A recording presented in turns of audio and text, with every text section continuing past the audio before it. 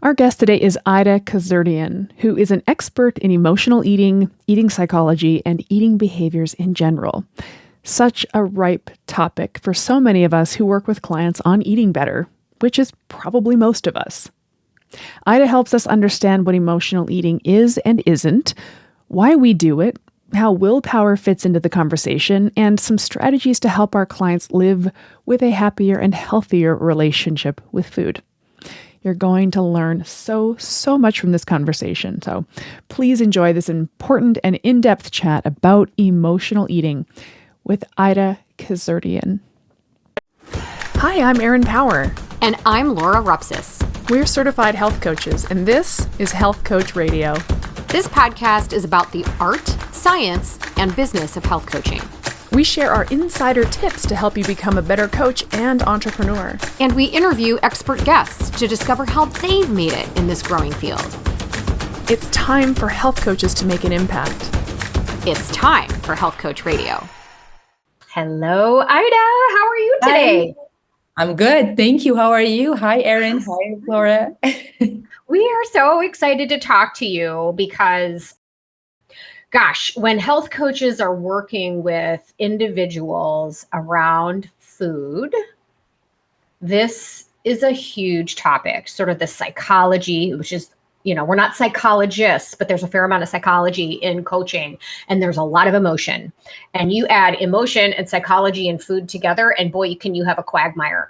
So we're excited to have this conversation. So if you don't mind, I want you to tell your own origin story. Tell us a little bit about your background and sort of how you landed doing what you're doing now. Sure. First of all, thank you so much for this opportunity, and thank you for the invite. It's my pleasure to be on this podcast. I'm Aida. I'm a health coach that specializes in, like you said, it's eating psychology and eating behavior, because things really make up the whole health and eating aspect of ours. I moved to the United States in my early 20s from Armenia, and I was in a completely different area. I was doing TV hosting and acting, and I never really felt satisfied. I never felt that was feeding my soul. And I had this nagging emptiness that was always persisting me.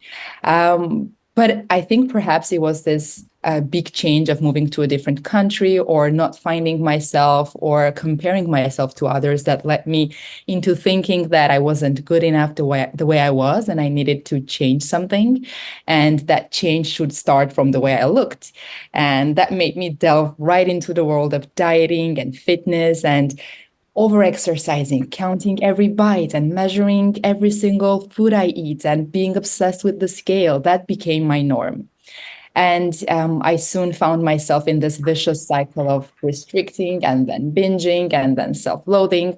I developed a bulimia, a type of eating disorder, and struggled with that for about 2 years, which is not necessarily too long compared to people who struggle with decades. So it was a really challenging time in my life. And I remember just thinking that this was it. This was how my life was going to look like. I was always going to have this obsession with food and scale, and constantly be preoccupied with thoughts about food and my body weight.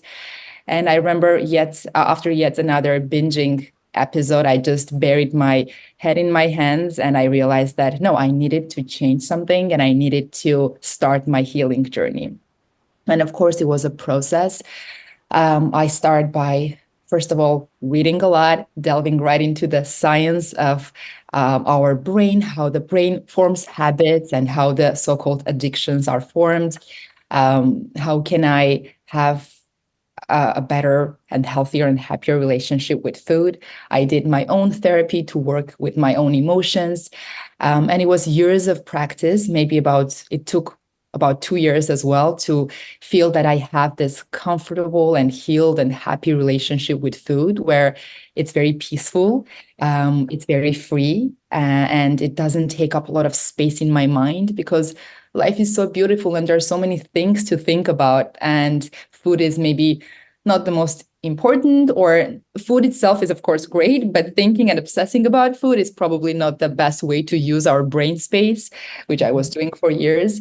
And it was this journey that made me realize that this can be my true passion, that the way I healed, it discovered a lot of insights about myself, and I wanted to do more. So I started educating. I got my health coach certification, and then I delved into the psychology. I studied in the School of Psychology of Eating. So I wanted to know more about the behaviors and psychologies. I took science nutritional course at Stanford. I wanted to have as much backup as I can to be able to help people, because although our personal journey is very important because we can relate to others, of course, we also need a lot of baggage of education and information. So yeah, and I've been doing this since for the last 7 years. And it's so rewarding to see the change that is possible to make. And of course, the way I work has changed a lot. Now it's more, I have this known diet approach, and I work with women who have issues like with food. So it can be binge eating, overeating, and helping them to gain this freedom and this sense of feeling empowered around food, and not having to obsess about that and about body weight. Love it. We kind of do the same thing, you and me, but different. Same thing, but different. And I'm really excited to get into how you're doing it. So you just finished by saying that you've been doing this for 7 years, using a non-diet approach, working with women who tend toward binging. Yeah, it can be binging, it can be emotional eating, or just overeating in general. Yeah. Cool. So who are these women? So then I'm so interested in this because the non-diet approach, I see a lot of non-diet, anti-diet practitioners out there, and they're doing amazing work. And by the way, I'm not an anti-diet practitioner. I tried to be, but I realized that I'm not, because I do help people with weight loss, and that's one of the caveats, I think. But I'm curious about your clients. These folks coming to you, do they believe or know? Do they believe in the non-diet approach? Do you know what I mean? Like, does a client know that's even a thing? Does that scare them? How do you warm them to the idea? Or is that what they're looking for? Are they looking to come out of dieting? Do they even know what that is? No, it's a very scary route, because that's what we know. When we start delving into the journey of maybe changing the way we look or improving health, that's what we know. We know that we have to control food, and we have to kind of have some type of a restriction. And what I've found is that anytime we try to control food, food controls us and controls our mind.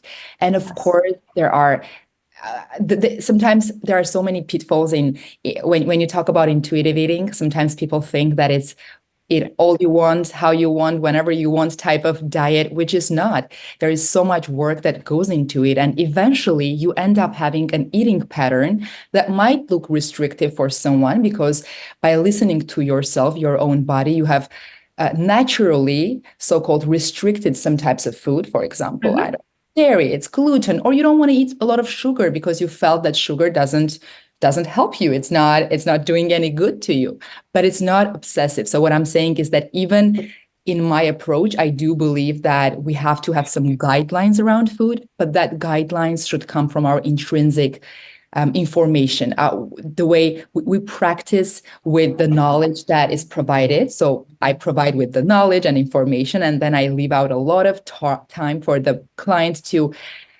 practice that and understand their own needs, and therefore make their own eating pattern or eating lifestyle. Yeah. But yes, there is a lot of fear, because people, when they work with me, the main goal is weight loss. It's their first goal that they approach me with.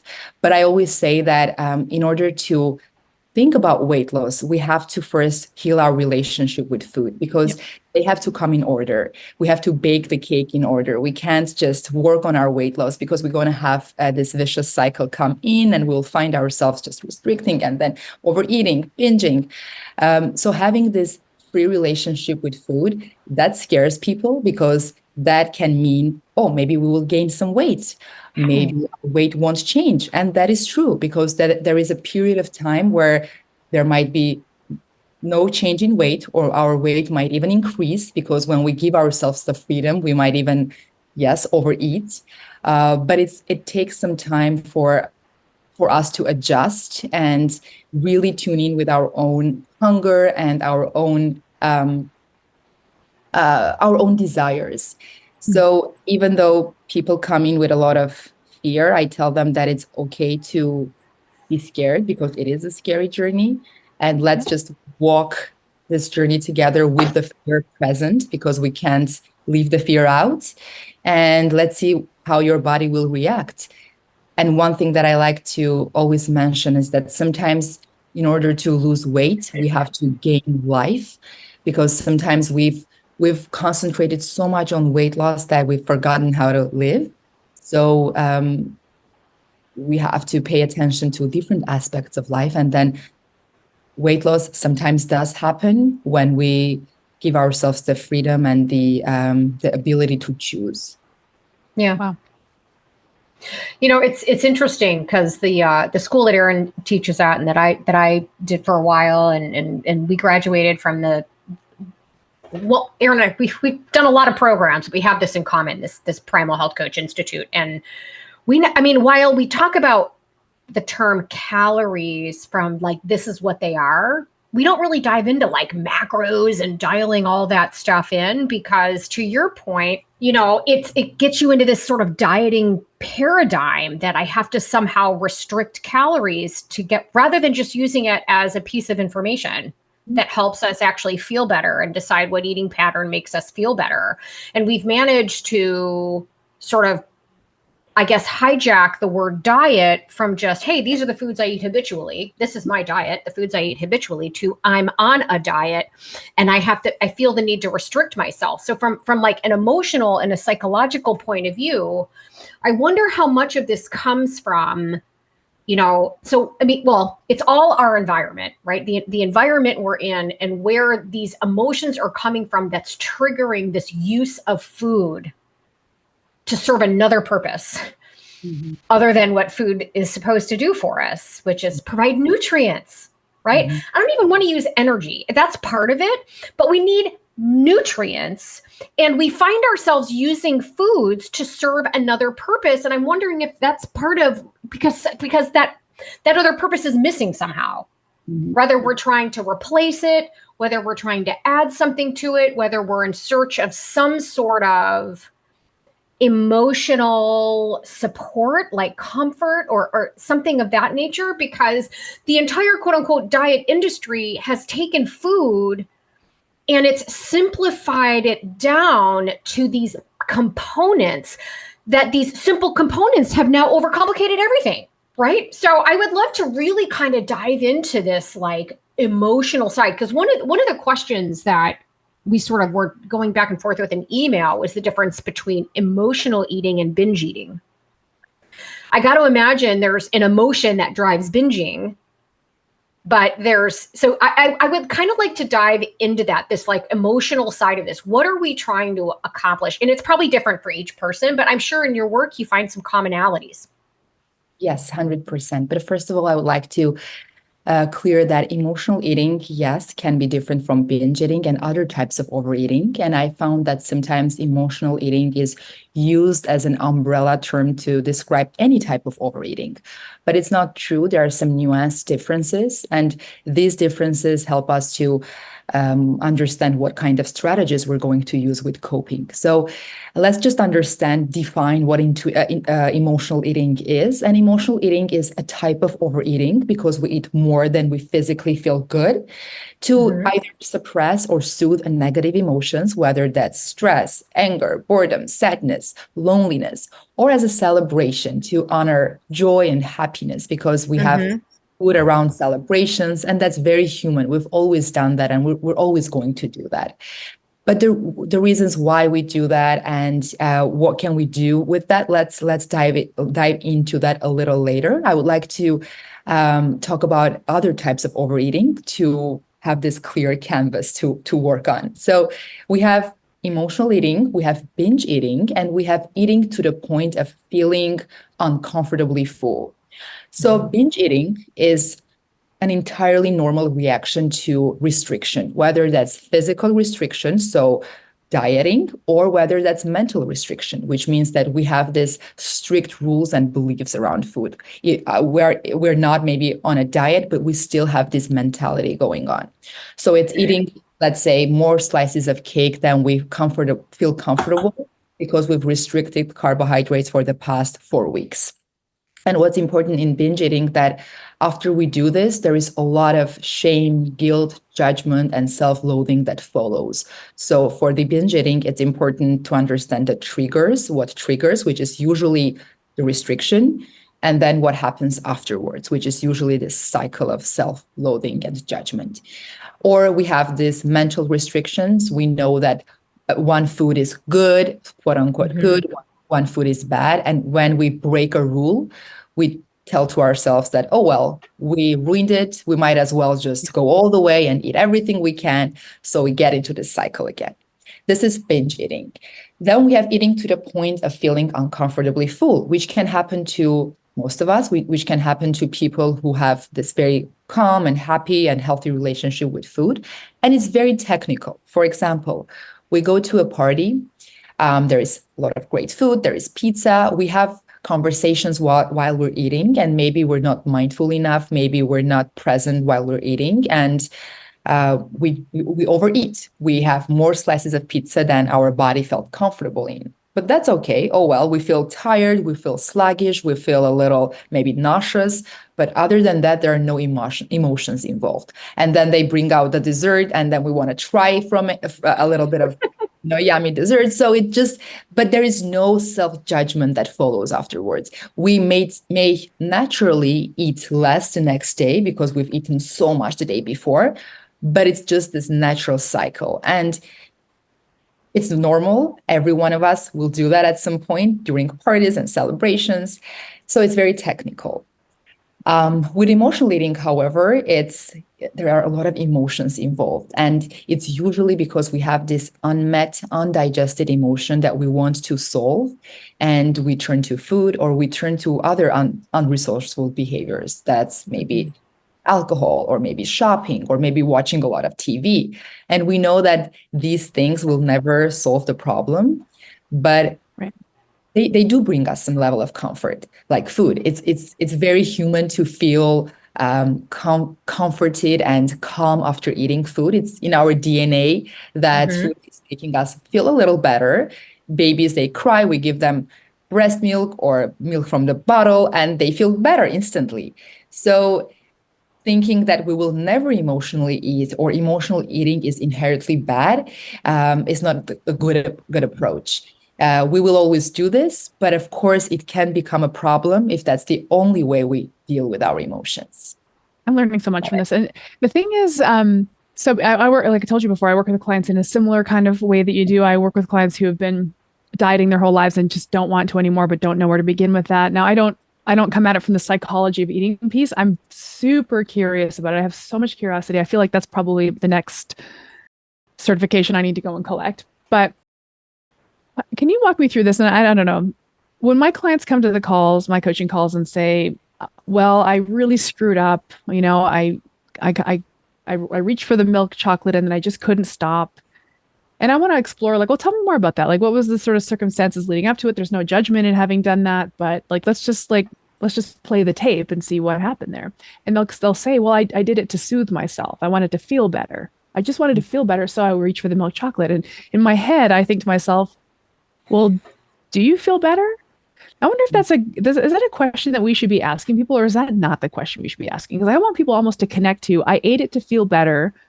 And now here I am being apologetic and groveling and feeling like a failure in the self-loathing piece. So I don't feel better.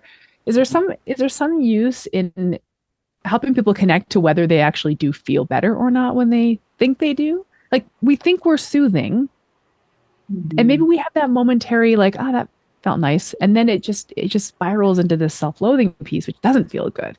Is there some utility in helping people connect to that? Definitely, yes. And you're right. It's just a momentarily calmness that may follow after eating more than you physically feel good. But it's never going to solve the real problems. It's never going to make us feel better in the long run. So what I like to do, give out some strategies that we can help with it, because it's different when you have the urge to emotionally eat. At that moment, you have only certain actions that you can take, because you've passed the threshold. You're in this place where you're ready to emotionally eat, and it's hard. Sometimes it's hard to stop yourself. So what I like to do is I like to divide these actions into two main groups. So I have the preparatory actions that you take regardless the fact whether you have urges to overeat or emotionally eat, and actions that you can take at the moment.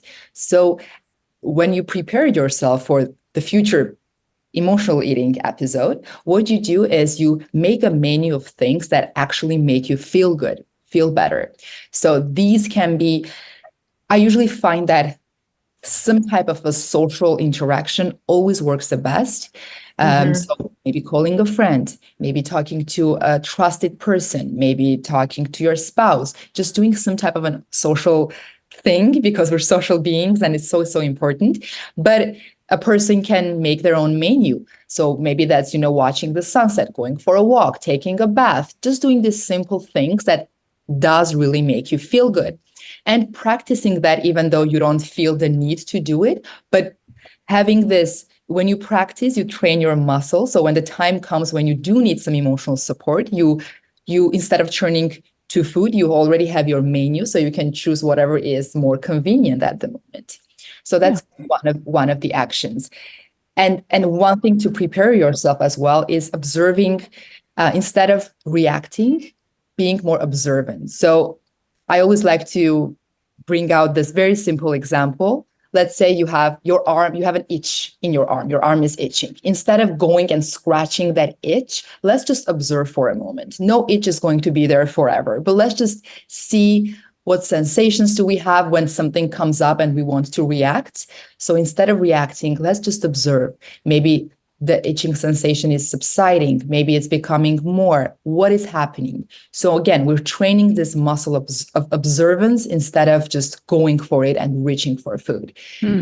That's one of the preparatory actions that we can take.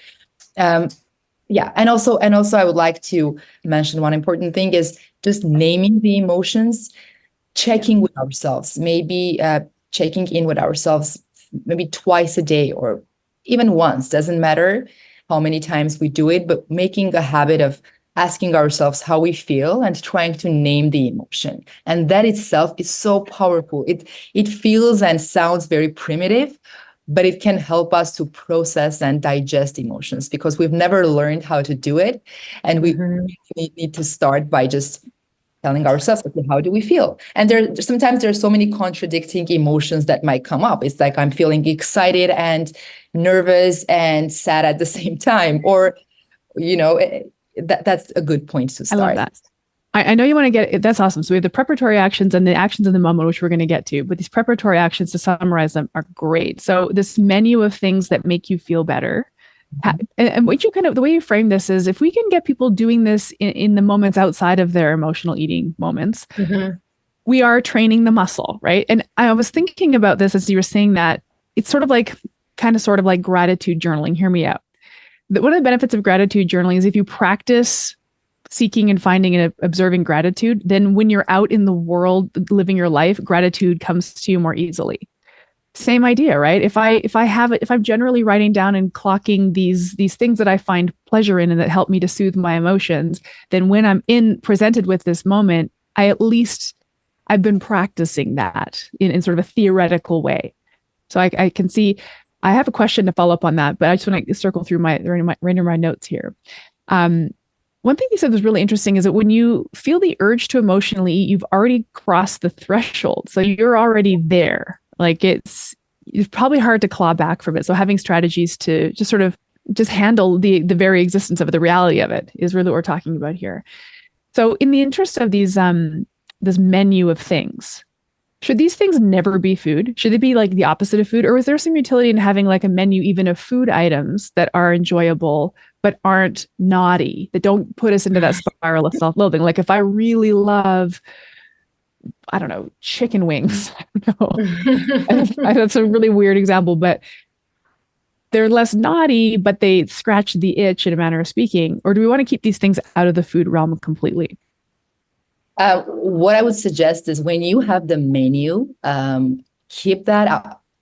Don't include anything that has to do with food. However, we are entitled to make a decision whether we want to emotionally eat or not. And we can make, if we are aware of it and if we're conscious, it makes a whole lot of difference, because sometimes we don't, when we're feeling bad, we hardly ever say, oh, I'm going to emotionally eat. We just do, Right. and then later on we feel bad. But if it's a conscious decision, and sometimes it's funny, my husband would come home, he's tired, and he would tell me, I really have the urge to emotionally eat. Can we just emotionally eat? And I'm so happy he does that. And I tell, of course, go have what you emotionally have the need to have. And sometimes, and most of the time, I won't participate because I didn't have that need. But before, when of course, anytime I had an opportunity to eat, I will always do that. But if we bring in a consciousness and awareness and just presence, simply speaking, it makes a lot of difference. So yes, even though we have the menu of items, even though we know that things other than food will make us feel better in long run, maybe this day I do want to emotionally eat, and I make that conscious decision to just go sit down, choose what I want to eat, and just have it, and know that there is no guilt, no shame, nothing associated with it, because it's the guilt and shame that does a lot of, it's worse than the food that we think might not be beneficial for us. So yes, we can definitely make that as a conscious choice and do it. Cool. Okay. So those are great preparatory actions. Very cool. Those are really great tools for coaches as well. Any coaches that are working with folks who, if your clients ever suggest that they might be an emotional eater, people do often admit to that. These are great tools that you can work on, homework assignments you could do with your clients, outside of their moments of emotional eating. So these actions in the moment, I'm really curious about these. What are the actions that folks can do in the moment? Health Coach Radio listeners, have I got a treat for you. To get 72-hour free trial access to Primal Health Coach Institute and a 50% off coupon code to the How to Become a Health Coach virtual summit featuring video interviews with over 30 industry experts, visit primalhealthcoach.com/HCR today.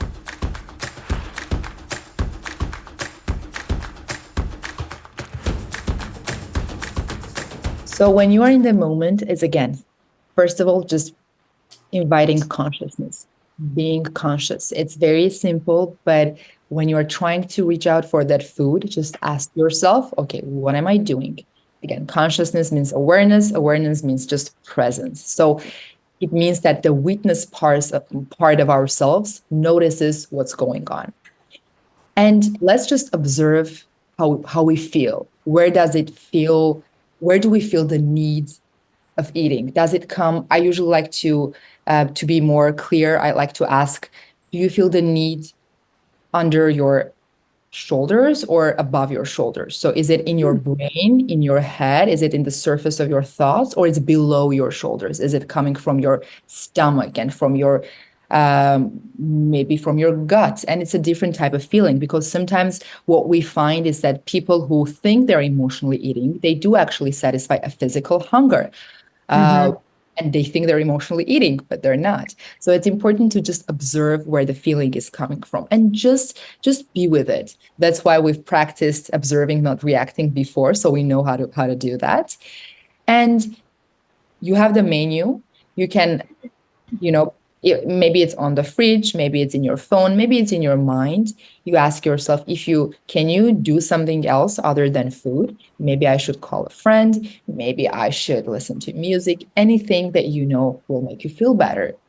But then again, the last thing is, know that it is your choice, because sometimes when we feel restricted, we feel that emotional eating is not allowed. It's such a bad thing. We want to do it more. So at that heat of the moment, know that it's your choice. You can definitely choose to go and have that food. And if it's your choice and you make that decision, then there is nothing bad to feel about it. There is nothing, guilt-inducing, because that was your choice. And sometimes, however, emotional eating becomes a habit. So it becomes far away from our emotions, but it just becomes this habitual things because we've repeated it so much. So it's engraved in our brain that, oh, something is not working, go to food. Oh, I feel a little bit bad, go to food. Or I have nothing to do, I'm bored, go to food. So we have to work on that habit and behavioral part of it because it's so important to break those habits and break those behavioral patterns. And it's a different work, of course, that you need to do. But yeah, usually this consciousness, observing how you feel and where does it feel, using your menu and knowing that that is definitely your choice and you can make that choice, and there was nothing bad. There was nothing demoralizing or nothing guilt-inducing in that. I love all this. We had one or two guests like eons ago, Erin. I'm sure you remember because we've talked about them about the importance of recognizing the emotion, right? Of accepting that it's there, and that actually, if you just allow yourself to sit in it it's a pretty brief period of time, 30 seconds, 90 seconds tops, it passes. But it's so uncomfortable. It's the physical, the racing heart rate, the physical discomfort with sitting in that emotion is what people are often trying to avoid. And those were some really powerful conversations. And this is kind of in that realm to me, right? From the emotional side of this. But you were also talking about habits, because that was a question I had. I wanted to let Erin finish her train of thought between the difference between emotions and habits, and how much of this is habit-driven eating. A big example for me is all those clients I have that just can't seem to finish the day without something sweet after dinner. Mm-hmm. It's not so much an emotion as it's a habit, and it's kind of like the period at the end of the sentence, for them, and sort of retraining the habit. But then also how much of this too, which is in my opinion, very different from this, right? From a coaching perspective, it's like, all right, well, let's just build a new habit. What are the things around that time of day that you're doing that we might need to disrupt to kind of break that habit? But some of this too, I'm wondering, is environmental driven. And so here's an example, like, just an exercise from my own life with my little girls who, I have some sort of better for you options that are still, I wouldn't call them health foods, but they're not as bad as some other options, right? Certain like chips cooked in avocado oil instead of garbage, all this other stuff. And so when they feel snacky, when they feel like, they will sit down and eat an entire bag of chips. But if I don't have them in the house, they'll go through like an entire bottle of pickles or they'll eat but at the end of the day, the damage is less to them. And then over time, the desire to eat a big jar of pickles kind of goes away, just because we changed what was available to them in the moment. So I'm curious about kind of how these things can kind of work synergistically together, right? The conversation around the emotions, and then also kind of getting rid of some of the booby traps that are around you for when you do give yourself permission. You know what? I just want to eat, and I'm going to give myself permission to eat beyond hunger, right? Or I need a little something here. And so is there something about kind of removing the worst of the booby traps around you so that when you do, maybe the habit starts to diminish, or working on those emotions? I don't know. That was kind of a quagmire of a question. Am I making sense? Totally. Because habits and behaviors, they're very technical. So again, we might do it just because it's a habit. It's a repeated action that we've done so much that it's in our behavior now. So that can help, of course, if you have, if you have food laying around all over your house, or maybe, you have pantry full of foods that are going to, induce this feeling of overeating or emotionally eating. Yes, you might as well just give yourself some time to remove these types of food and try to, when the time comes when you feel the habit kicking in and just asking you to go and grab that food, maybe now when you don't have it, you can do something else. Right. But it's important to approach this. I always like to, first of all, demoralize any type of food, because even we know that food affects us differently. Of course, we know that food that is highly processed and food that comes from farm, it's going to have a completely different effect on our health. We know that. But when we moralize food, when we think of food as, oh my God, bad, oh my God, this is good, we are always going to, first of all, crave the bad, quote unquote, bad food more, always going to feel worse after eating it, mentally and physically as well. So instead of that, I always invite to ask questions. For example, okay, I know that chips, just traditional chips cooked in low quality oils, I know that in terms of information, I do know that it's not going to benefit my health at all. But what if I eat a little bit versus what if I eat the whole bag? What if I eat that with, protein and sources of fat versus if I eat just mindlessly without anything? So just because everything is not black or white, when we ask ourselves questions, we then develop this freedom around food. So we don't associate food with any moral value, and we want to eat less of the food that we know is not going to benefit us, because we respect our body, we know what serves us, but it's not coming from the outside world. It's not someone else telling me, you should restrict this type of food because it's going to do you harm, or it's not going to bring you any benefits. We do it intrinsically. We do it because we respect our body, because we know what feels good. But also we know that, we can play around with it. Yeah, we can have the chips, and that's it. Then we can go and when we have dinner, we have something else. So it's this game of being, I like to call a flexi eater. So being very flexible when you eat, and knowing that these eating patterns can change through seasons of life, whether that's actual seasons or whether that's just personal seasons. So knowing that being flexible and not having these rigid rules helps.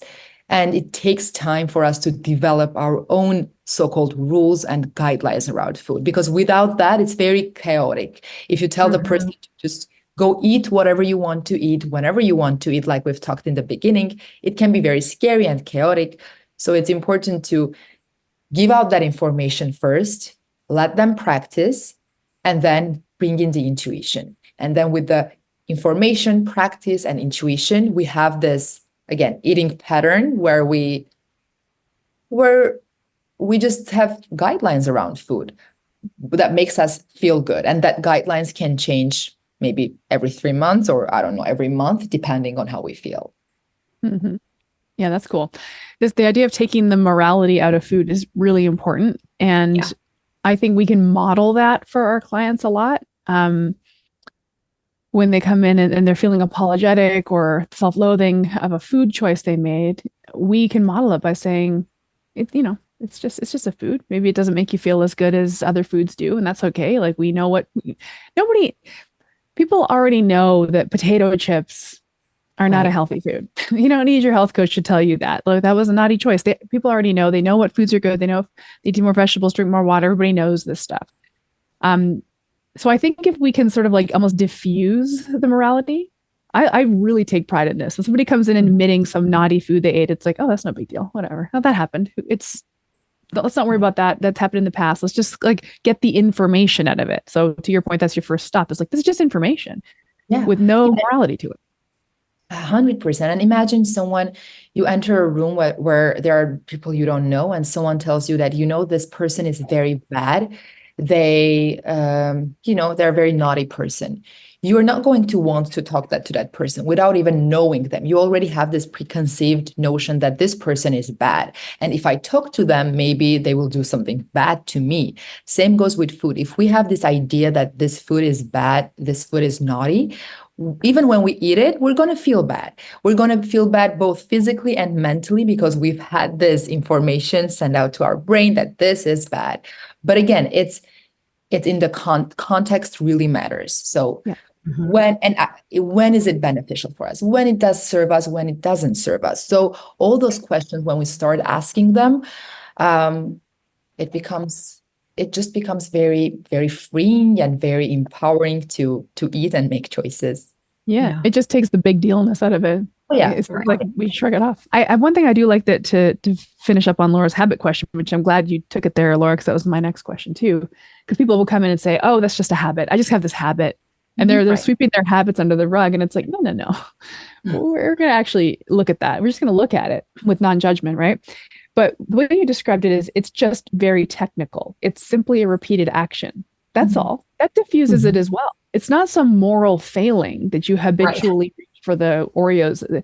It's just simply a technical, it's just a muscle memory, basically. Glitch. I like to call itself. It's just a system glitch in your mind. It's just, yeah. Well, what's great about all this language, information, technical, we are, I guess, reminding or teaching our clients that that this is not a character flaw. You're not a flawed human. This is just stuff that's happening. And it's an empowerment to that. Like, we can spin the wrenches on this. We can turn the knobs and just run experiments and just try different things out. We're just putting on our detective hat and figuring out what's going on here. It's no big deal, right? It takes a big dealness out of it, which I think is really useful. Yeah. Add on this is that you mentioned it really, really nicely, Erin. When we think we emotionally eat or we overeat, we think that something is wrong with us. We think that we're broken and we need to fix something in us, and something is defective about us. And if we feel broken and defective and we don't feel good about ourselves, there is a part of our consciousness where we become very susceptible to all kind of strategies and approaches for that quick fix. So it becomes easy to give in to, this 5-day detox challenge or the other one, because we're not working, we're defective. So we have to crave this outside information. But instead, if we delve deeper into our intrinsic world, there's a lot of wisdom that we have, but it's just we've silenced it so much that we can't hear it. Yep, I love that. One thing I want to dig into too, because this comes up a lot. It's a bullet point on some of the things we wanted to talk about was willpower and emotional eating. Like the feeling that you can somehow white knuckle your way through these feelings, and that you then blame yourself when you feel like you don't have willpower. I work in more of the habit realm. So I'm like, you got plenty of willpower. You just haven't built the habits yet for you to be able to navigate your way through these moments. It's not that you don't have willpower. We need to learn the skills and we need to build the habits or what have you. But that's always kind of been my reframing. But I would love to hear your approach to that idea, that concept. Yeah, I've never seen anyone being successful with this strategy to overcome emotional eating when they connect that to willpower, because it's like telling an alcoholic, well, don't drink alcohol. Don't you have willpower? Or, a gambler, well, don't gamble. If you can't you just don't do it? Maybe it's about the willpower. And people think that it's this mythical substance that if they had more of it, maybe they would refrain from eating food, and then they won't be emotional eaters, and then they won't gain weight. But we need a higher perspective. And instead of looking for more willpower, let's just look for what this eating pattern, let be the emotional eating or overeating, what is that trying to teach me? What is this pattern trying to ask me do? So maybe I should examine my nutritional strategies. Maybe I should examine my diet overall. Maybe I'm suppressing myself as a person. Do I have a voice as a human being? Am I expressing myself? Do I have purpose in life? Do I feel pleasure? Do I have connection? Do I have intimacy? Am I feeling true to myself? So it's just, I always find that any type of eating pattern that is not resourceful for us, that is not beneficial for us, it's trying to teach us something by making us ask questions about ourselves. So when we start asking those questions, we see that it's not really about the food. It's just about everything else that goes around the plate. But we feel, I always like to say that we feel the emptiness by putting a lot of food in our plate. And it's important to ask these questions and try finding answers for that. And it's very magical when you finally realize that, oh, wow, okay, maybe I was looking for more purpose in my life. Maybe I was looking for some deep connection. Maybe I'm just not satisfied with my career and I need to change something. And then when you have more satisfaction and just more juice in your life, sometimes that itself is enough for you to solve your relationship with food. That's the secret ingredient. So instead of looking for willpower, let's look for answers that are important and can direct us to the right direction. I love the push towards curiosity, right? And asking yourself the questions, because I mean, honestly, my whole story was, again, massive curiosity around why and what was causing the problem. And I went down the rabbit hole. Erin went down the rabbit hole as it related to her issues. You went down the rabbit hole that were related to your issues. And so I just think so many, I don't know if they're afraid to go down the rabbit hole because they're afraid of what they're going to find. They're just not curious enough. No one's really asked or kind of sparked that curiosity. Maybe the motivation for it isn't present yet. And that's what we need to evoke out of them, is kind of the motivation to really learn why. And because every single one of us has the power to figure it out. No one knows our own situation better than we do. And going to seek some outside expert who has no idea what it's like to live in your head, live in your body, live in your world, unless the expert is a coach like us, which is training us how to look internally to try to answer some of these questions for ourselves. And oh my gosh, the most important thing, coaches, listen, right? I just love that. And so rather than trying to white knuckle it and be like, hey, where's this magic substance that I think willpower is, just having some curiosity to sort of unravel the emotions. It's an uncomfortable place, and it's no wonder why clients can't do it on their own. It's scary and it's hard. It is very scary, and it takes time. There is this belief that, I don't know, I'm going to, if I know this magic formula, I'm going to heal my relationship with food. I'm not going to have any problems with food, but it takes time. It might take years for the person to finally feel comfortable. And it's important to understand that. And it's also important to know that it's a multidimensional work. We can't just work with our emotions and expect that our relationship with food will suddenly be at its best. I usually like to divide my work into 4 main categories, which is working with our emotions. So as much as I can do as a health coach, because sometimes there are more deep issues that need to be with a psychologist or with a psychiatrist. So as much as is possible to do as a health coach.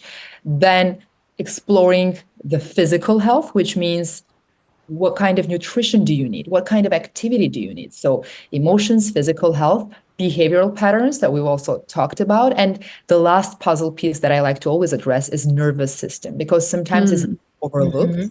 And doesn't matter how much work we do emotionally, we do physically, if we have this very overstimulated nervous system, it is going to lead us making choices that in the heat of the moment.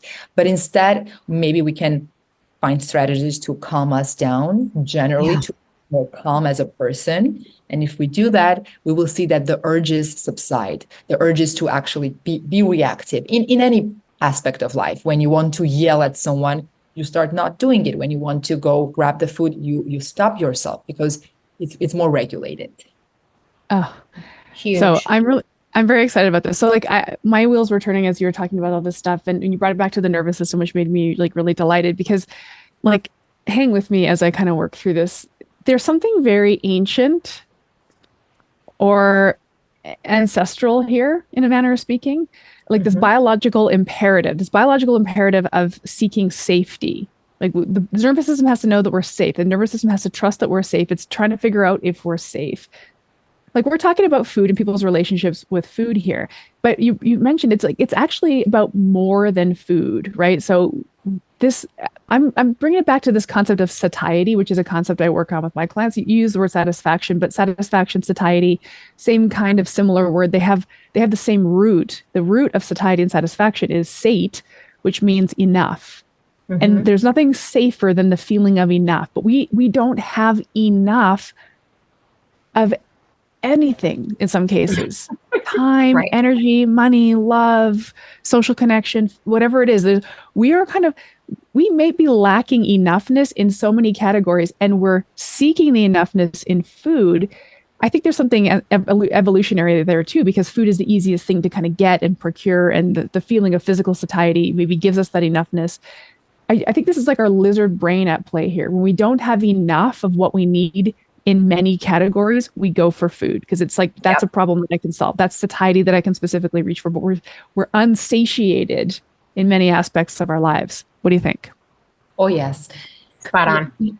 Yes, exactly. You said it all, Erin. So nothing specific to add, but you're right. If even morally, we just don't feel enough as a person. We don't feel enough as a woman. We know how we are as women. We want to be doing everything all at the same time and be, have this, I don't know, superwoman powers that we always strive for, which is unrealistic. But yeah, when we don't have this, like you said, it was very well put, the satiety and feeling enough in an area of life, we're going to want to feel that with more food, or again, not only food, alcohol, and maybe drugs, and all the behaviors that we know are not serving our health.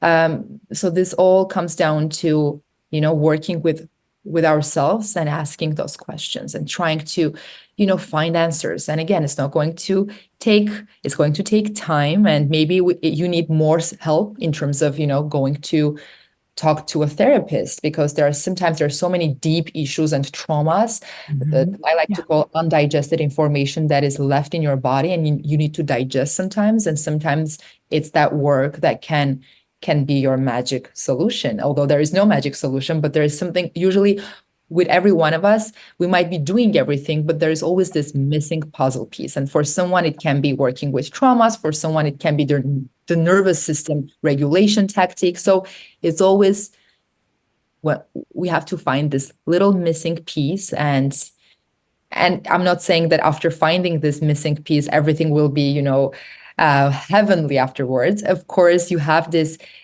feeling of freedom and happiness around food. But again, it can always change. It's always this flow of, we feel good with food, we feel free, but there are some times that we don't. So maybe we need another puzzle piece to bring into the game. So it's always this game that, always this dance that we play with food and with our body and with ourselves. It's not just, I'm going to do this, I'm going to reach to the highest level of the mountain, and that's it. No, it's always a process. It's a journey.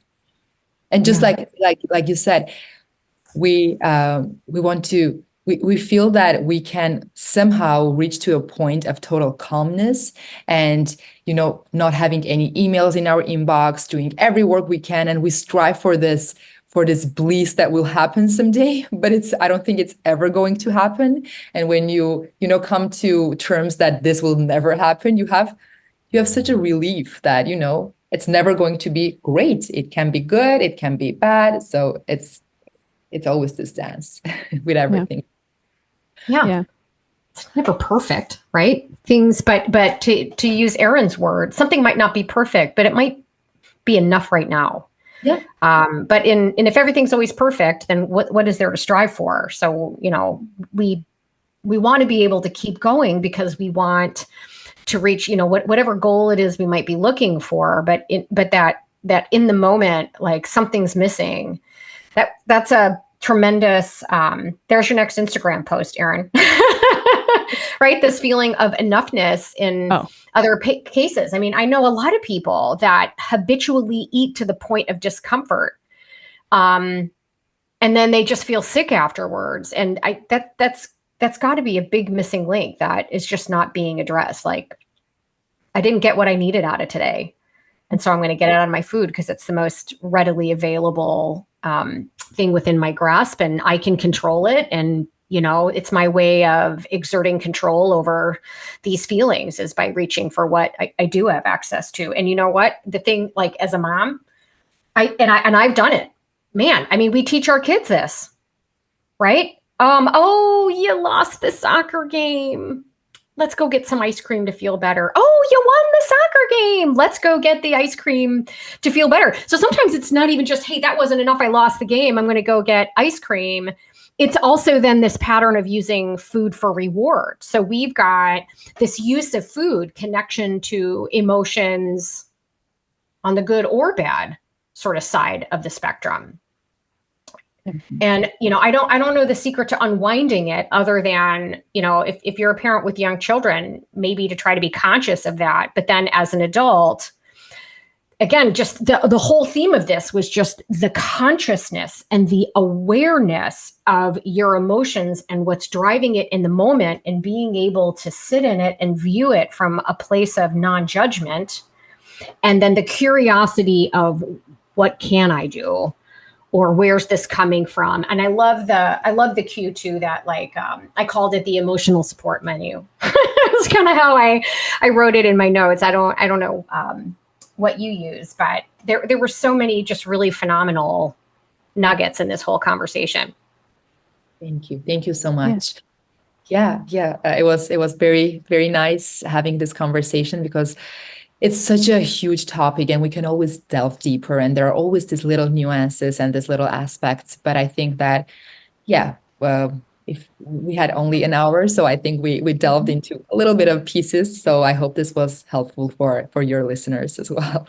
Well, yeah, I was just thinking, there's probably some health coaches listening who do macro coaching or competition prep coaching, and they're working in more of these more specific prescriptive kind of nutrition, maybe your autoimmune disease or whatever you do. But for those of us working with clients who are struggling with their relationship with food, and that's one of their goals, things they want to improve, this kind of conversation, it's going to go over some coaches' head, but for some of us, it lands and resonates very deeply. And I think it was important that we had it. And I'm just grateful, Aida, that there's an expert like you, that you doubled down on it. You wanted to seek to understand everything about this, and you've been making that your life's work, and that's really inspiring to see. Thank you so much. And to end, I would like to say that it can be, the approach of health coaches can be a combination of both. So when you bring in, you're maybe promoting macro counting or diets, but then you decide that you're going to bring in more of the psychological part of it. So it's not black or white. You can always find these little combinations that work for you, but sometimes people just don't know that there is another world besides dieting and macro counting and all of that. What my purpose is to show that, yes, there is another part of it, and maybe you can slowly integrate that. And maybe after a while you see that, oh, this works better. So maybe I will, I put down the method that I used before, because I think all of us have had journey with this. I used to work with macros as well in the beginning. So it's an ongoing process for us health coaches as well. I love it. So where can people find you, follow you, kind of keep track of what you're doing? Sure. So my website is Aida Health Coach, which is AIDA healthcoach.com. And also on Instagram, on any social media, is Aida Health Coach. I work one-on-one with clients. I also have online classes that I offer. I do it both in Armenian and in English, because I find that in my community, there is a lot of missing information about this topic. So I like to work bilingual. You can always find me at Aida Health Coach. Awesome. Thank you so much. This was a great conversation. Thank you so much. Thank you. This podcast was brought to you by Primal Health Coach Institute. To learn more about how to become a successful health coach, get in touch with us by visiting primalhealthcoach.com/call. Or if you're already a successful health coach, practitioner, influencer, or thought leader with a thriving business and an interesting story, we'd love to hear from you. Connect with us at hello@primalhealthcoach.com and let us know why we need to interview you for Health Coach Radio. Thanks for listening.